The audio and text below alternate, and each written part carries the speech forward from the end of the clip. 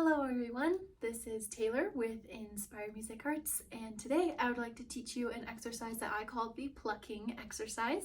This is a very practical exercise to improve your left hand dexterity on the guitar, and I implement it with all of my guitar students and I use it myself.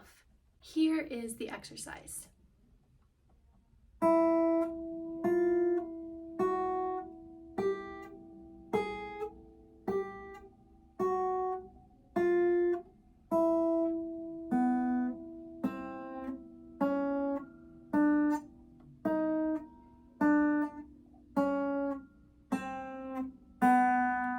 And so on, doing that on all 6 strings. I start on the highest sounding string, which is the string closest to the ground, which is E. And I think in my head during this exercise, open 1, 2, 3, 4, 3, 2, 1, open, etc. for all of the strings. Now, before you jump in and try this exercise for yourself, let's check and make sure that you are using all of these helpful guitar techniques. First of all, you're going to want to be sitting up nice, straight, and tall, and you want to hold your guitar in a fashion that is comfortable for you. It is important that we hold the guitar the same way when we practice so that our muscle memory is able to kick in. I encourage all my students to use their right hand thumb to pick all of these notes out. As you begin to get more comfortable with the exercise, feel free to start using a guitar pick. Now let's pay some close attention to our left hand. Our left hand position is very important as it's changing all of our notes for our exercise and our songs. So it's important that our wrist isn't doing anything too creative. It's tempting to want to either jut the wrist out like this, or even curve the wrist in like this. What we really want is to have a good, natural, relaxed position where our wrist and our arm aren't really changing and bending too much either way. Now let's pay close attention to our left hand fingers. You want to make sure that whenever you go to change your note, that you are using the very tip of your finger. Your fingers are curved, and that you are placing your finger right behind that fret wire. If we go too far back, we lose some tone there. And if we go right on top, it kind of damps out the sound. So it's gonna sound the best if we are right behind that fret wire. Awesome. Now we're going to pay attention to our left hand thumb.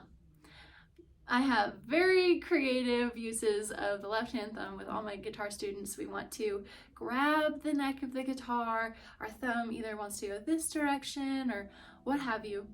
The best thumb position for us will be vertical. So we want our left hand thumb to be up and down, and I really just want it in the middle of this neck, the neck of the guitar, and I want it to be movable. As we are changing our notes and our fingers in our left hand, we want our thumb to go down the neck of the guitar with our number 4 finger, our pinky finger.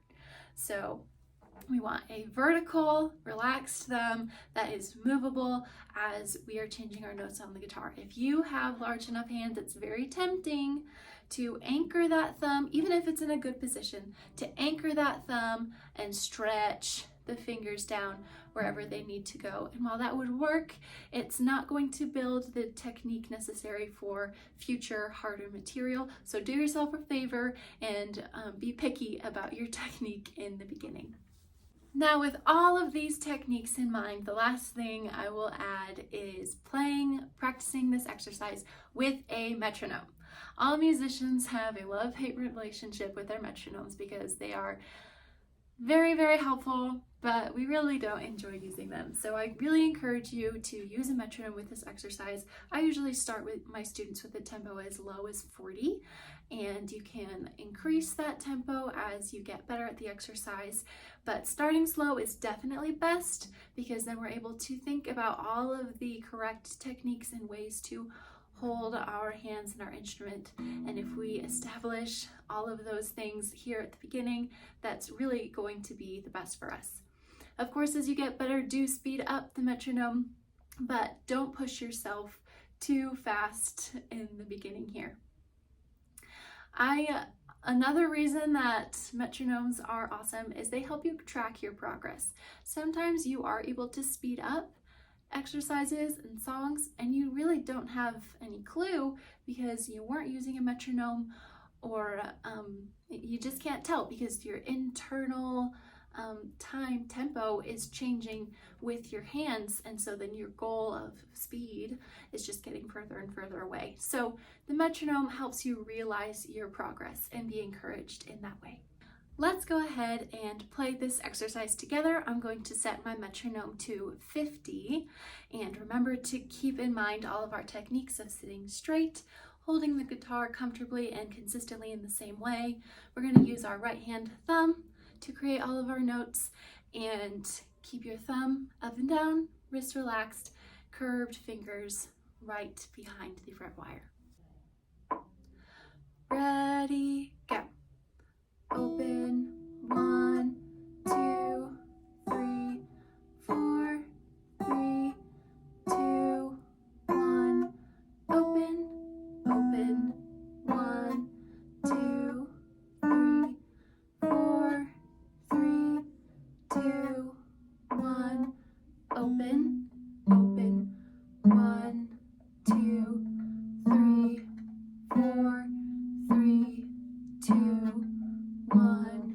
Open, open, 1, 2, 3, 4, 3, 2, 1.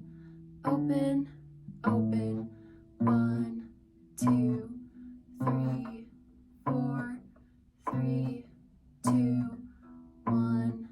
Open, open, 1, 2, 3, 4, 3, 2, 1. Open. Great work! I would encourage you to use this exercise at the beginning of every practice session that you have, and I would encourage you to practice 3 to 5 times a week. If you are interested in in-person guitar lessons, please reach out to Inspire Music Arts at info@inspiremusicarts.com. Happy practicing!